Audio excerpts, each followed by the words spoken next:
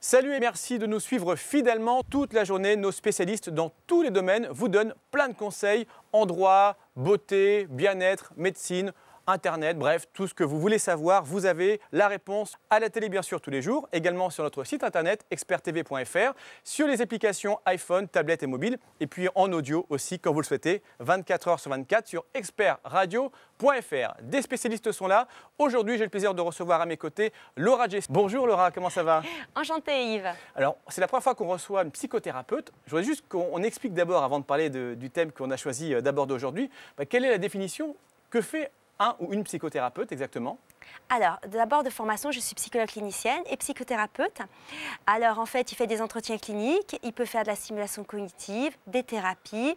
Et puis, quand on est formé, comme moi, on a plusieurs formations professionnelles. On peut faire de la sexologie, de l'hypnose, de la dictologie. Enfin, en fonction de des thérapies qu'on a appris, soit professionnellement, soit par la fac, on peut rajouter des thérapies à tout son panel professionnel. Ce qui est un peu votre cas, beaucoup de facettes qu'on inclut donc dans ce terme de psychothérapeute ou de psychothérapie, en tout cas, c'est le terme générique, donc très intéressant. Alors, un thème que vous avez choisi d'aborder aujourd'hui, on peut se poser les questions et en tout cas se l'évoquer soi-même, chacun, ceux qui ont des parents. Mes parents vieillissent, donc comment est-ce qu'on vit cela? Comment est-ce qu'on aborde ce thème-là à travers la psychothérapie? Alors, il faut savoir qu'un jour ou l'autre, bien qu'il y ait de plus en plus de centenaires, puisqu'actuellement, on est à 15 000 centenaires, soit 13 fois plus qu'en 1970, et un jour ou l'autre, ces parents, ils sont voués à vieillir et à disparaître. Mais avant cela, ils peuvent avoir de la perte d'autonomie, des troubles mnésiques, des troubles physiques, moteurs, et on se pose un jour ou l'autre la question, est-il mieux qu'ils restent chez soi ou qu'ils partent en institution? À ce moment-là, il faut toujours demander à son parent qu'est-ce qu'il choisit, qu'est-ce qu'il veut, qu'est-ce qu'il désire. Et après ça, il faut tenir compte également de on va dire, des facteurs médicaux et tout ce qui est possible par rapport au coût. Parce qu'il faut savoir que rentrer dans une maison de retraite, qu'elle soit privée ou publique, c'est un coût qui n'est pas toujours le même. Ça coûte cher, d'ailleurs. Ça coûte cher. Ouais. Et souvent, en fait, ce qui traumatise beaucoup les personnes, c'est rentrer en maison de retraite. Ça implique de vendre son logement. Si on a des résidences secondaires, également de les vendre pour payer la maison de retraite. Pour vous donner un ordre d'idée, une maison de retraite coûte aujourd'hui entre 2 000 € si c'est dans le privé, dans le public, soit 2 000 €, on va dire, c'est avec les prises en charge, on va dire, de l'État. Par mois, évidemment. Par mois. Et si c'est dans le privé, ça coûte de 3 500 à 6 000 €. Alors, je retiens quelque chose d'intéressant que vous avez dit tout à l'heure. Il faut poser la question à ses parents, parce que parfois on peut se dire peut-être ils sont âgés, pour eux, en vrai, c'est mieux d'aller en maison plutôt que rester chez soi, même s'ils ne veulent pas. Mais il faut toujours écouter leur avis. Toujours.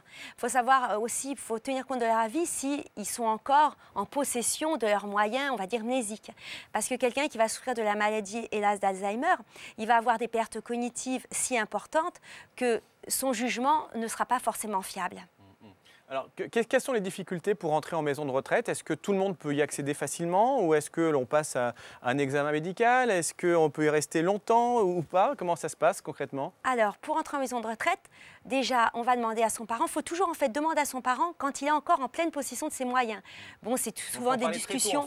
On peut en parler dès qu'ils ont atteint 70 ans, 60, 70 ans.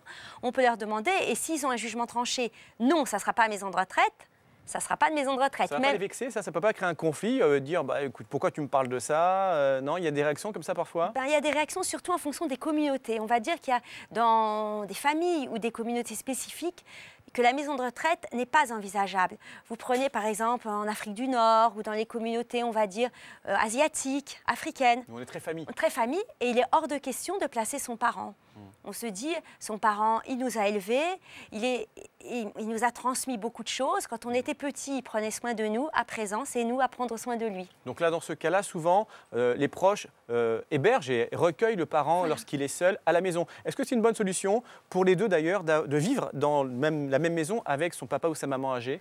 Ou est-ce que ce n'est pas vraiment conseillé? Alors, le mieux, c'est quand il y a une pièce qui lui sera décernée. Parce que vous me posiez tout à l'heure la question, comment on rentre en maison de retraite. Il faut savoir qu'en maison de retraite, il y a d'abord un questionnaire de santé et la personne, elle va venir la visiter également. Et il faut aussi tenir compte des places. Il faut savoir qu'actuellement à Paris, il n'y a plus de place. Alors, il faut s'éloigner de plus en plus de Paris, ou alors on est sur liste d'attente. Donc, rentrer en maison de retraite aujourd'hui, on va dire c'est un peu plus difficile. Soit on accepte d'aller loin, soit on accepte de payer plus cher. Mais si rester dans Paris et pas payer cher, c'est difficile. En tout cas, il y a de plus en plus, vous l'avez dit tout à l'heure, de personnes âgées. Et donc, ce problème de saturation des maisons de retraite est de plus en plus flagrant. Donc, je m'imagine qu'ils vont en construire de nouvelles ou peut-être trouver d'autres structures ou développer l'aide à domicile pour les personnes âgées, etc. Alors, on va finir avec une question d'un téléspectateur, parce que vous pouvez également interroger nos experts en allant sur le site, avec une personne qui nous dit, voilà, mon papa est maintenant âgé, il est à la maison, est-ce qu'on doit lui conseiller de rester au domicile ou de l'envoyer en maison de retraite? C'est un petit peu ce qu'on vient de dire, mais finalement, votre conseil à vous? Alors mon conseil à moi, c'est déjà de tenir compte de ces problèmes médicaux, s'ils ne sont pas trop importants, de ce qui est possible aussi, si on peut, qu'il reste chez lui, parce que rester chez soi, ça veut dire réaménager l'appartement. Tenir compte que les coins de table sont dangereux, tenir compte que les meubles sont peut-être trop bas, et puis il y a tout l'espace, il ne faut pas que ça soit risqué pour lui. Alors bon, tenir compte de l'aménagement, tenir compte du coût également, parce que ça a un coût, il faut voir ce qui est possible, mais toujours demander l'avis de son parent. C'est lui qui, s'il peut le dire, qui choisira. Bon, voilà. Il ne faut rien lui imposer. C'est très sage pour terminer. Merci beaucoup en tout cas Laura Jess, donc psychothérapeute. On a parlé des parents, c'est vrai que c'est un sujet très important et très affectif aussi, donc c'est bien de savoir un peu, dar quelques conseils, quelques pistes pour savoir comment aborder ce problème. Merci infiniment. Merci. Restez bien branchés dans un instant, de nouveaux experts et de nouveaux conseils. À tout de suite.